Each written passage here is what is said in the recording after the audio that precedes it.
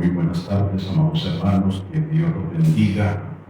Vamos a iniciar la transmisión del mensaje de este día y vamos a ir a la presencia del Señor. Señor y Padre Celestial, te damos gracias en este momento por la oportunidad, oh Dios, que nos das de poder transmitir el mensaje. Pero gracias también porque todas las cosas ayudan a bien, Señor. Padre, invocamos tu presencia y te pedimos, oh Dios, que tu Espíritu Santo sea el que comparta, Señor, el mensaje. Que sea tu Espíritu, mi Dios, hablando a nuestra vida. Ayúdanos, oh Dios, edifica nuestra alma. Instrúyenos, Señor, en este momento y permite, Señor, que cada uno de nosotros estemos dispuestos a recibir el mensaje de esta tarde. Ayúdanos y háblanos a través de tu palabra. En el nombre de Cristo Jesús. Amén. Bien, amados hermanos, este pasaje es muy conocido y quiero decirles de que la semana pasada lo tratamos de enviar, de transmitir, pero uno o dos hermanos fueron los que lo recibieron, puesto que en el momento en que lo estábamos transmitiendo, ellos lo estaban viendo. Ya tenía un mensaje, razón de que siempre Dios habla a tiempo y fuera de tiempo. Bien, decía, esta porción bíblica es muy conocida por muchos, ¿verdad? Y antes de entrar en la exposición del mensaje, quisiera podérselos parafrasear, ¿verdad? El texto: yo y mi casa serviremos a Jehová. Ese es el tema del mensaje de este día. Repito, si usted lo vio la semana pasada, dele gracias a Dios, porque esta semana, hoy, hay cosas nuevas dentro del contexto del mensaje. Entonces podríamos decir que este es el último discurso de Josué ante el pueblo de Israel. Ya Josué era un hombre avanzado de años, de edad, ya Dios lo estaba llamando a su presencia. Entonces Josué decide reunir a las 12 tribus de Israel, reunir a los jueces, reunir a los príncipes, reunir a los guerreros, reunir a cada líder de cada tribu. Y el propósito de reunirlos era para poder compartir con ellos, para poderles recordar todo aquello que Dios había hecho en el transcurso desde cuando lo sacó de Egipto. Josué les trae a la memoria. Acordémonos de que nuestros padres, los que vivían allá, al otro lado del río, en Ur de los Caldeos, de donde venía Abraham, ellos adoraban a otros dioses. Y Josué les hace el recalcamiento. Y aquí en esta tierra, donde hemos conquistado otros dioses, pues es notorio de que no eran dioses fuertes como los que ellos creían, puesto que Josué y el pueblo de Israel los habían conquistado. Pero Josué les hace ver y les recomienda, ¿verdad?, que se acuerden de cómo Dios los protegió, cómo Dios les proveyó en el transcurso cuando salieron de Egipto, cómo Dios se manifestó con ellos. Y eso se los trae a un recordatorio para que ellos no se olviden, ¿verdad? Y les deja saber: yo lo que les puedo recomendar es que teman a Jehová, que le sirvan con integridad y de todo corazón. Porque nosotros, dice Josué, solo tenemos un Dios.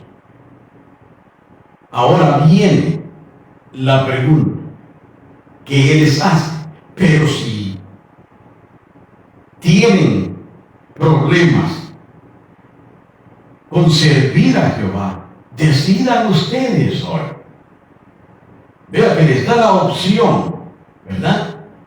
Escojan ustedes a quién servir.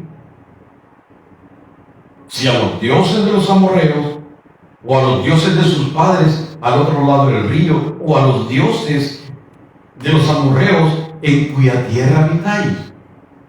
Él les dice, ustedes escojan, ustedes elijan qué es lo que van a hacer. Pero yo, dice Josué, mi casa y yo serviremos a Jehová. Y ese es el mensaje de esta tarde. Yo y mi casa serviremos a Jehová. Ahora, hermanos, cuando Josué reúne al pueblo, déjeme decirle que la determinación es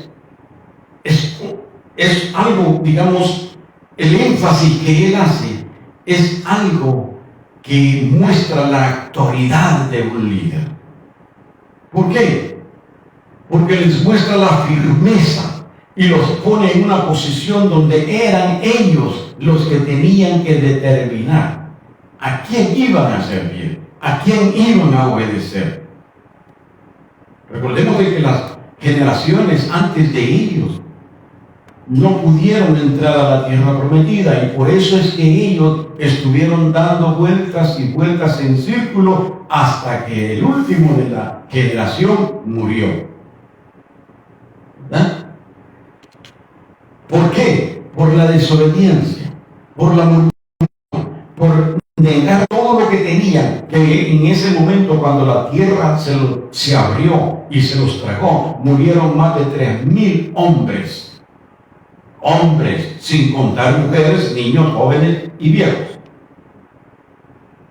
Y Josué les dice, ustedes son libres de elegir a quién van a servir. ¿A qué Dios se van a servir? ¿Por qué? Porque Dios no obliga a hacer algo a nadie que no quiera. Porque Dios quiere una adoración voluntaria, un servicio manifestado a través del amor. Por eso es tiempo de decir, amados hermanos, es tiempo de tomar determinaciones. Yo y mi casa serviremos a Jehová. También nosotros hoy podemos decir lo mismo. ¿Por qué? Porque nosotros tenemos el libre albedrío. Usted puede decidir si escoge la vida o escoge la muerte. ¿Por qué? Porque es obvio que ya no son dioses de yeso, ni bronce, ni de madera los que adoramos. Hoy en día, muchos cristianos ya no necesitan adorar dioses de latón o de yeso o de madera, pero adoran otras cosas, adoran seres humanos, adoran sus nietos, adoran a sus hijos, los veneran al grado de quitar a Dios del primer lugar de su corazón y poner a sus diositos. Y eso trae consecuencias, amados hermanos. Pero ¿qué le dice el Espíritu de Dios a su espíritu y su espíritu hablando a usted? ¿Qué le dice respecto a esto? En que algunos, vean, ya sean niños, ya sean niñas, cuando van a la hora del culto, los arreglan tan bonitos. Y diría usted, mire qué delicada es esta familia, cómo arreglan a su niño para que vaya a adorar a Dios. No se equivoque, lo arreglan así. ¿Para qué? Para que el niño sea la adoración, la atracción a la hora del culto. Cuando Cristo está allí hablando a través del siervo, mucha gente está con la boca abierta viendo al niño que anda corriendo ahí. Y déjeme decirle que es triste porque Satanás usa a esos niños dentro del templo, los usa.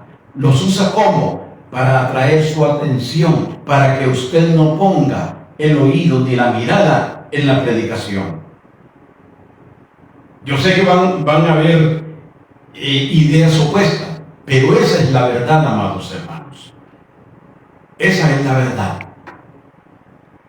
Que aún por medio de esos niños, que muchos padres cristianos adoran, pero trae consecuencias. Ahora bien, ¿por qué voy a hablar de esto? Porque recordemos que por más de 2 años estuvimos confinados a obedecer las restricciones, donde se cerraron negocios, se cerraron los templos, porque el líder, el que gobierna este mundo, trabajó con los líderes gubernamentales de esta tierra y los hizo que cerraran los templos porque sabía de que muchos cristianos iban a desvanecer. Fuimos confinados por la razón de la situación del virus. Algo que hizo estragos, amados hermanos. Muchos perdieron la vida, otros han quedado con secuelas. Y ahora que ya casi está en la normalidad, donde ya los negocios se abrieron, las tiendas están abiertas, los cines, los ríos, las playas, los parques, ahora las congregaciones cristianas continúan sufriendo la apatía, porque algunos miembros vino el desánimo en ellos. No quieren regresar a su lugar de adoración.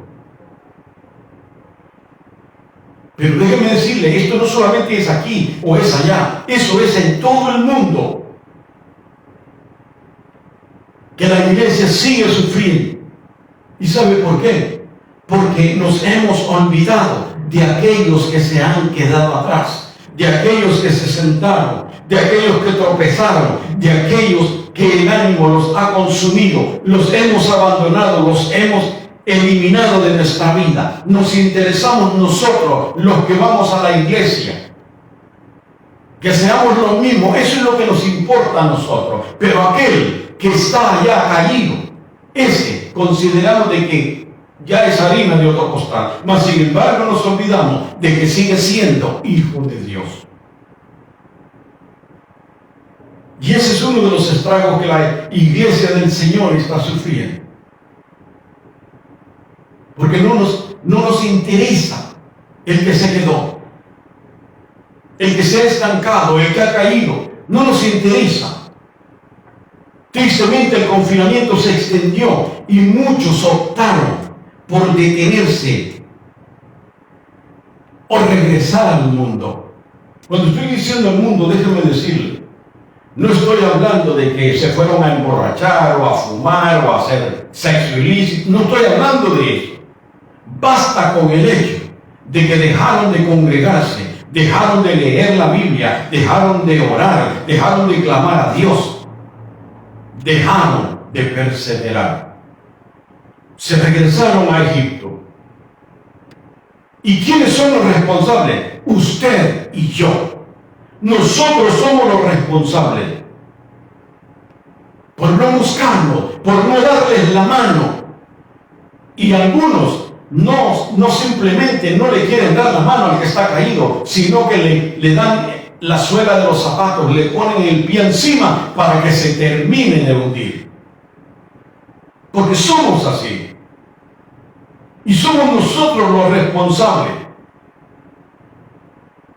Y usted dirá, pero eso no es cosa mía, eso sí es cosa de nosotros. Y se lo voy a mostrar. Santiago capítulo 5, 19, 20 dice: hermanos, si alguno se ha extraviado de la verdad y alguno lo hace volver, sepa que el que haga volver al pecador del error de su camino, salvará de muerte un alma y cubrirá multitud de pecados. Es nuestra responsabilidad salir en busca de aquellos que están clamando por ayuda, porque déjeme decirle que no es fácil. Cuando alguien se cae, no es fácil levantarse. Se necesita una mano amiga que le diga: levántate, yo me agarro de Jesús y tú agárrate de mí. Es nuestra responsabilidad. De acuerdo a Santiago, usted y yo somos responsables de aquellos que están desanimados, que están desalentados. Somos nosotros. Y Romanos 15:1 dice, así que los que somos fuertes debemos soportar la flaqueza de los débiles y no agradarnos a nosotros mismos. Por eso el Espíritu Santo, a través de la palabra, nos exhorta a tiempo y fuera de tiempo. ¿Qué es eso, pastor? A tiempo, aquel que está en esa condición, aquel que tiene desánimo de regresar, a ese Dios le habla a tiempo para que se levante, se ponga en pie y regrese como el hijo pródigo buscando a su padre. Fuera de tiempo para usted que sigue perseverando, que no se olvide de la asignación que Jesús nos dio en Marcos 16:15 y les dijo, id por todo el mundo y predicad el Evangelio a toda criatura. No nos olvidemos, amados hermanos, que tenemos una asignación, que tenemos una responsabilidad. Y recordemos las palabras de Josué: yo y mi casa serviremos a Jehová. Es tiempo de crear conciencia y tomar una determinación. ¿A quién quiere continuar sirviendo? ¿A los dioses que muchos de nosotros adorábamos antes, viviendo en Egipto? ¿O al Dios real? ¿A quién, amado hermano? ¿A quién está sirviendo usted? ¿A su diosito que lleva dentro? ¿A su ego? ¿A su Isaac? Pese a los años de estar dentro de la congregación, algunos, amados hermanos, han envejecido, pero tristemente no han crecido espiritualmente. Es cierto que ya no adoran a María, ya no adoran a San Pedro ni a San Pablo, ya no dice, Santo Niño de Atocha, ayúdame como me ayudaste anoche. Ya no. Pero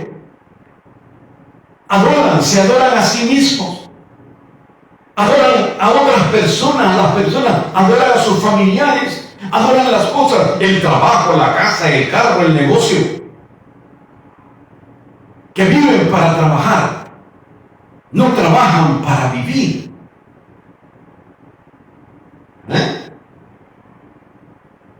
Adoran a sus nietos, a sus nietecitas, que les gusta que la chulen. Déjeme decirle, hace años había una familia en la iglesia y la hermana, ¿cómo es de hoy? Era una niñita, la vestían con vestidos de revuelo y ya, y se sentaba la hermana y hacía esto, como cuando alguien va a jugar boliche, que agarra la bola y la tira. Así hacía, agarraba a la niñita y la dejaba ir. Y predicando la palabra. Y los hermanos que no les interesaba escuchar la palabra, todos volteaban así. ¡Ay, qué bonito! Y el predicador predicando la palabra de Dios. Porque muchas veces eso es lo que hacemos dentro de las congregaciones. Eso es lo que hacemos. Queremos que todo el mundo nos chulee a la niña o al niño. Y el predicador allá, predicando la palabra de Dios. Y eso es idolatría. Eso es idolatría. Eso se le llama adulterio espiritual. Dígame una cosa. ¿Quién es el que adultera? ¿O cuándo es que nosotros decimos adúltero? Cuando una persona está en una relación o está casada y se allega a otra persona, ¿cierto? Es adúltero. Ok, espiritualmente, nosotros somos la novia de Cristo. Nosotros estamos comprometidos con Cristo y debemos de serle fiel a Cristo. Pero cuando nosotros nos unimos a nuestros diositos, nos volvemos idólatras y nos volvemos adúlteros espirituales. Hermano, no podemos olvidar que todo lo que sucede es por la voluntad divina de Dios. Nada sucede si Dios no lo permite. Y vamos a esto. ¿Quiere decir, pastor, que Dios permitió la pandemia del COVID? Sí, Dios. Y tristemente el diablo le sacó ventaja a muchos cristianos.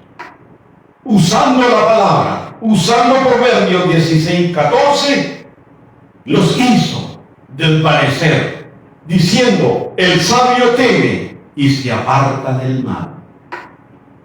Otra versión dice: el sabio mira el peligro y se aparta. No vayas, te vas a contaminar, te vas a contagiar. Y se alejaron de Dios, sin darse cuenta que Dios usa las circunstancias de nuestra vida para nuestro propio bien. Porque por la pandemia nuestra fe fue probada. Y por eso hoy en día muchos creyentes están como el chompito, para abajo, de vergüenza, porque están siendo redarguidos, que fueron cobardes, fueron débiles, que en lugar de sobreponerse y de confiar en Dios, en que Dios tiene el control de todas las cosas, se sublevaron. Por eso es necesario hablar de esto, porque el enemigo logró su propósito, pero Dios, amado hermano, déjeme decirle, es el mismo de ayer, hoy y por los siglos. Y Dios tiene el control de todo. Por eso el mensaje de esta tarde es de un punto. Es de un punto nada más. Y está relacionado con los que todavía tienen duda, tienen confusión, tienen miedo. ¿Y sabe por qué? Porque hay una realidad que nosotros consideramos. El hombre por sí mismo se considera. Hablemos de los cristianos, no de los que están en Egipto, los cristianos. Nos consideramos buenos, misericordiosos, nobles, bondadosos. Esa es nuestra realidad. Pero la verdad de Dios es otra. Es otra. Romanos 3:12 dice: todos se desviaron, a una se hicieron inútiles. No hay quien haga lo bueno, no hay ni siquiera uno. ¿A quién estaba hablando el apóstol Pablo? A cristianos. Entonces, amado hermano, si Pablo estaba dirigiendo esta carta a los creyentes, este versículo es para nosotros. ¿Por qué? Porque sabemos que en el hombre natural no hay temor de Dios. Pero tampoco lo hay, amado hermano, en los cristianos. Los cristianos han perdido el temor de Dios cuando rehúsan o no quieren hacer la voluntad del Señor. ¿Cuál es esa voluntad de Dios? Santiago 1:22 dice: pero sed hacedores de la palabra y no tan solamente oidores. Esa es la voluntad de Dios. Que usted sea cristiano por su testimonio, por su vida de ejemplo. Esa es la voluntad de Dios. Eso es lo que Dios quiere. Que usted y yo escuchemos esta palabra, pero que salgamos y la pongamos en práctica.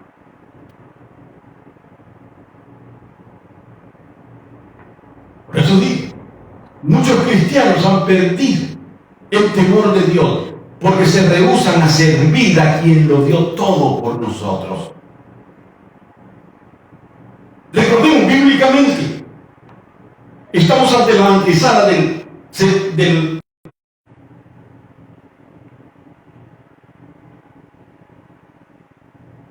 Estamos ante la antesala del tiempo final, donde nuestro Señor vendrá por su iglesia, por cristianos decididos, que tomaron una determinación, han estado y están dispuestos a dejar sus dioses, a dejar todo aquello que les impida el proclamar las buenas nuevas de salvación. Dispuestos a servir dispuestos al sacrificio para buscar las almas perdidas, dispuestos aún en contra del vituperio de aquellos que dicen que solamente con creer en Jesucristo es más que suficiente.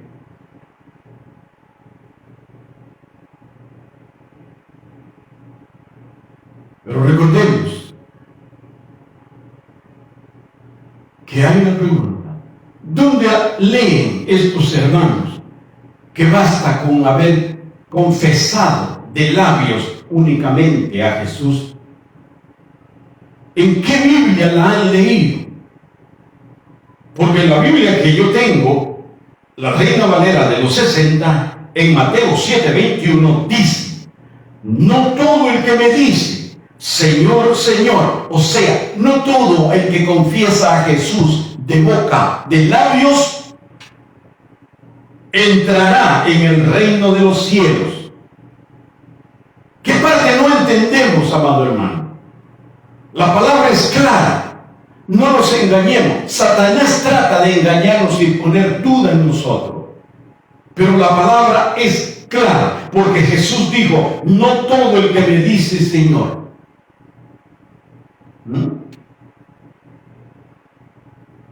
Entrará en el reino de los cielos, sino aquel que hace la voluntad de mi Padre. Vea, el que hace, o sea que hay un complemento en el decir y en el hacer, y los dos van caminando paralelamente. Usted no puede únicamente decir Señor, Señor y quedarse sentado. Nosotros tenemos que activarnos, nosotros tenemos que buscar las almas, porque para eso hemos sido salvos. Y Romanos capítulo 10, versículo 9, Pablo dice que si confesares con tu boca que Jesús, ¿verdad?, que Dios le levantó de los muertos, será salvo. Pero dice, si confesares, déjeme decirle que en la traducción hay una diferencia, porque en el griego, en el original griego, la traducción es: si confesares con tu vida, si confesares con tu testimonio. Hay una gran diferencia a confesar a Jesús de boca que a confesarlo por mi vida, con mi testimonio, porque allí hasta los mudos tienen esperanza de ser salvos. En Mateo no. En Mateo, aquellos que dicen Señor, Señor, y si es mudo, no hay esperanza, porque es mudo. Pero en Romanos, capítulo 10, versículo 9, sí, porque no hay necesidad de decir Señor, Señor, yo te recibo. No. Mi testimonio, mi vida abierta para servir al Señor, para que aquellos que me vean puedan ver en mí a Cristo.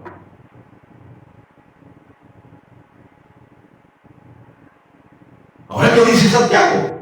Capítulo 2, versículo 17. Así también la fe, si no tiene obras, es muerta en sí misma, porque como el cuerpo sin espíritu está muerto, así también la fe sin obras está muerta. Así que, amado hermano, si usted tiene una Biblia de los testigos de Jehová, de los mormones, de los adventistas, y usted ha encontrado de que únicamente por decir Señor, Señor, se la salvo, usted se equivocó. Usted está equivocado. Porque Jesús en el Mateo 7:21 especifica: no solo el que le diga Señor, Señor entrará, sino el que hace la voluntad de mi Padre que está en el cielo. ¿Cuál es la voluntad del Padre? Ir por todo el mundo y predicar el Evangelio. ¿Cuál es la voluntad de Dios? Que lo detengamos, que le demos la mano al que está caído, al que está triste, al que está desesperado. Lo estamos haciendo. Porque como el cuerpo sin espíritu está muerto, así también la fe sin obras está muerta. La palabra es clara, hermanos. No hay razón para que nosotros estemos refutando la ordenanza de Jesús. Pero ¿sabe qué es lo que pasa? Que muchos solo abren su boquita para tragar y mueven la cabeza como aquellas muñequitas hawaianas que uno ponía en el tablero del carro, y que cada vez que el carro se movía, ellas solo hacían así. Así hay muchos cristianos, como esa muñequita, solo saben decir amén. Entonces cuando el predicador dice, el diablo está metido en su casa, amén, así sea. ¿Se imagina? ¡Qué controversia! Porque a todo le dicen amén. Se tragan todo sin discernir, porque no leen en la Escritura, no meditan en la palabra del Señor. Son cristianos dependientes, o sea, dependen de alguien. Pero ese alguien no es el Espíritu Santo, porque el Espíritu Santo nos guía a toda verdad. Y voy con eso. Santiago capítulo 4, 17. Dice, el que sabe hacer lo bueno y no lo hace, comete pecado. Quiere decir que si no, cada cristiano que lee la palabra y sabe de que necesitamos o debemos buscar las almas y no lo hacemos, estamos pecando deliberadamente. Y vea lo que dice Hebreos, al que peca deliberadamente. Mire, porque si pecamos voluntariamente, después de haber recibido el conocimiento de la palabra de la verdad, ya no queda más sacrificio por los pecados.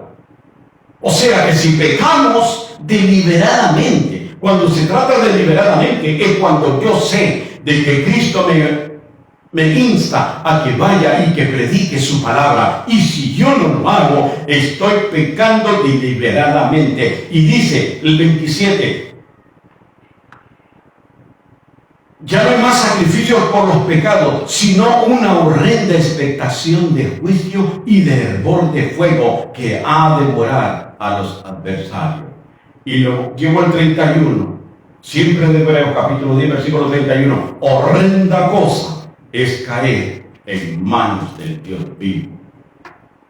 No siga durmiendo de ese lado, porque se va a caer. Si usted es cristiano y usted ha leído la palabra, usted sabe que hay una misión que usted y yo debemos de hacer, debemos de cumplir.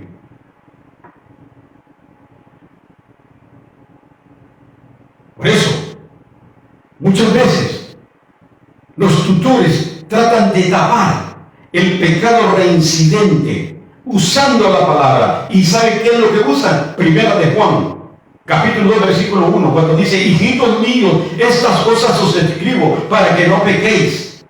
Y si alguno hubiere pecado, abogado tenemos para con el Padre, a Jesucristo el justo. El contexto de este texto dice que si nosotros decimos que no cometemos pecado, hacemos a Dios mentiroso. Y por eso Juan, en 1 Juan escribe y dice, hijitos míos, estas cosas os escribo para que no pequéis. Y si alguno se le fue la pata, si alguno se deslizó y se cayó, vea, abogado tenemos para con el Padre, a Jesucristo el justo. Está hablando de aquel que sufre una caída, amado hermano. No está hablando del zángano que ha adquirido un estilo de vida, porque ya ese estilo de vida lo convierte en un cristiano practicante del pecado. Y si es practicante, no será arrepentido. Y si no hay arrepentimiento, Cristo no está en su corazón. Si le puedan decir lo que le puedan decir, le pueden dar esperanza. Pero la Biblia es clara. Si alguno hubiese pecado,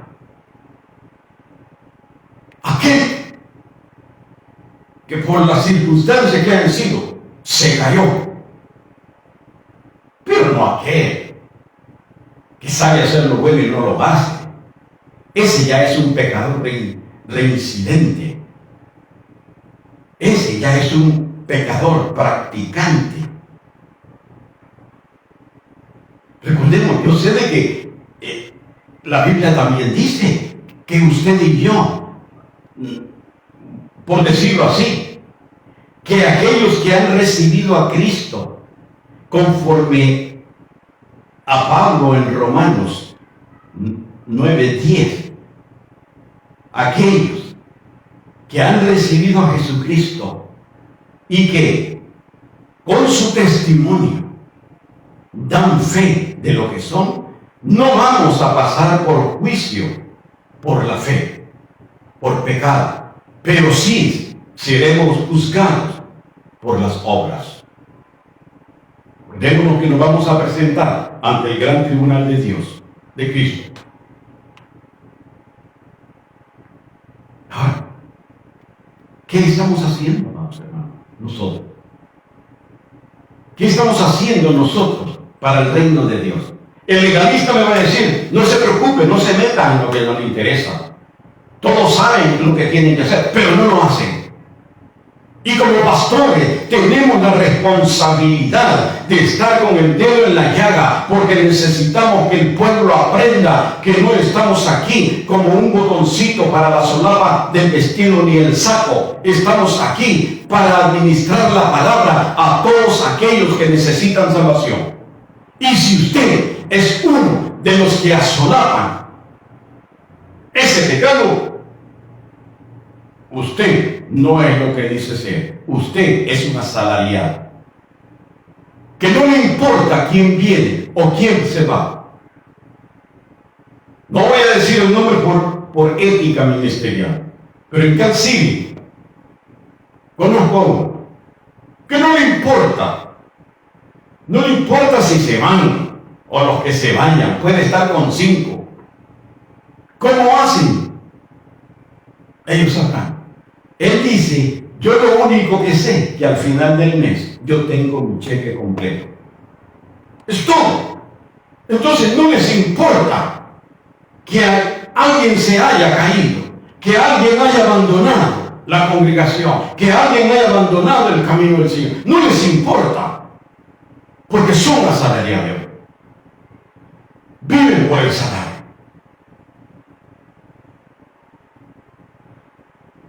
Entonces dije, como pastores, nos debe de interesar. Por eso cuando las cosas salen mal, que siente que Dios no le responde, recuerde, Dios no puede ser burlado. ¿Cuántas almas ha ganado para Cristo? Cuente con su mano derecha o su mano izquierda. ¿A cuántas almas le habló de Jesucristo en esta semana?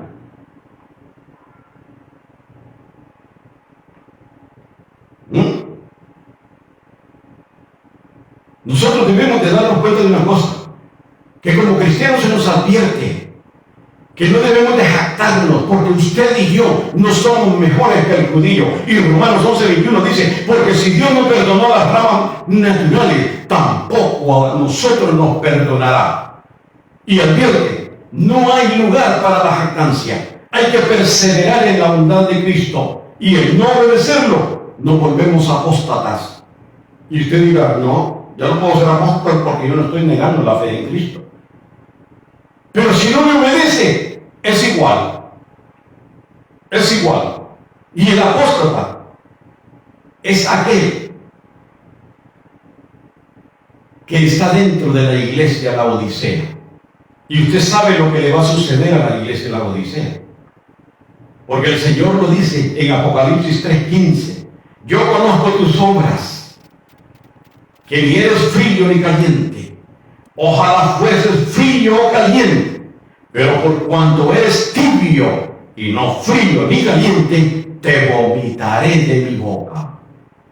O sea, que los miembros de la iglesia la Odisea serán el desecho de Cristo. ¿Cómo la ve? Tenemos que darle lo mejor a Dios. Cuando Salomón edificó el templo, se tardó 7 años porque puso las mejores piedras preciosas, la mejor madera, le puso un montón de gente para que lo terminara. Pero cuando estuvo preparando, o sea, haciendo los preparativos para la dedicación. Él se hizo una pregunta: ¿será verdad de que Dios va a morar en la tierra en un templo hecho de hombre, de mano de hombre? Pero en el versículo 12, el Señor le dice: yo he escuchado tu oración y yo elegí glorificarme aquí. ¿Qué quiero decir con esto? De que nosotros éramos indignos, mas sin embargo Cristo decidió morar de su Espíritu en nosotros. ¿Cómo vamos nosotros a responder a tan grande honor que Dios mismo, a través de la persona del Espíritu Santo, está dentro de nosotros? La Biblia nos muestra una solución práctica. Nos muestra qué es lo que mueve a Dios. Y lo que mueve a Dios, amados hermanos, no es la murmuración, no es el cuestionamiento, sino buscarlo con un corazón contrito y humillado. Porque Dios no está dispuesto solamente a perdonar nuestros pecados, sino a sanar la tierra. Y eso implica muchas cosas. Implica la protección de nuestra siembra, o sea, su canasta básica, Dios la va a sobreabundar para que nunca le falte nada. Significa también sanar nuestra alma que está dolorida a través del pecado. Protección para nuestro trabajo, nuestro techo. Porque Dios eligió morar en su corazón, y eso debe de ser algo para que nosotros vivamos agradecidos con Dios todo el tiempo, dispuestos a servirle, dispuestos a ganar alma, dispuestos a salir de la congregación, de esa silla que ya usted tiene callos y la silla tiene arrugas.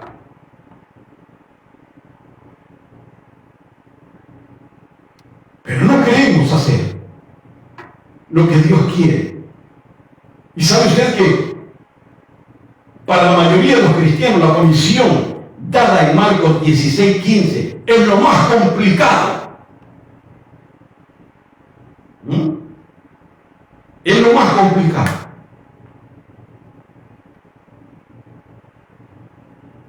Por eso nosotros debemos de decidir, tomar una determinación. Piense, todos los que viven en su casa tienen a Cristo en su corazón. Todos le sirven, todos le obedecen. De no ser así, ¿qué pasaría si Cristo viene? ¿Qué cuentas le va a dar usted? Termino con esto. 1 Corintios 9 dice: si anuncio el Evangelio, no tengo por qué gloriarme, porque me es impuesta necesidad, y ay de mí si no anunciar el Evangelio. Por lo cual, si lo hago de buena voluntad, recompensa tendré. Pero si de mala voluntad, la comisión me ha sido encomendada. No hay vuelta a Dios, amado hermano. Quiera o no quiera, usted debe de salir de su confort e ir a predicar el Evangelio, visitar a las viudas, buscar a los huérfanos, ir a los hospitales para predicar las buenas nuevas de salvación. Yo deseo, amado hermano, yo deseo que usted haya tomado una decisión. ¿Cuál es su determinación en esta tarde? Dios lo sabe, el Espíritu de Dios lo sabe. O trabajar para engrandecer el reino de Dios, o seguir viviendo como un cristiano tibio, pese a las consecuencias. La decisión es suya, porque yo y mi casa serviremos a Jehová. Padre Celestial, gracias, mi Dios, en esta tarde. Gracias, Señor. Tu palabra ha sido enviada.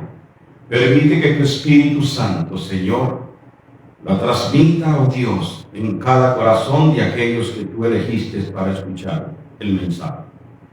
Y que esta palabra, Señor, no llegue a ti vacía sin antes haber cumplido el propósito que es administrarnos, alimentándonos, Señor, y haciéndonos ver las cosas que necesitamos hacer.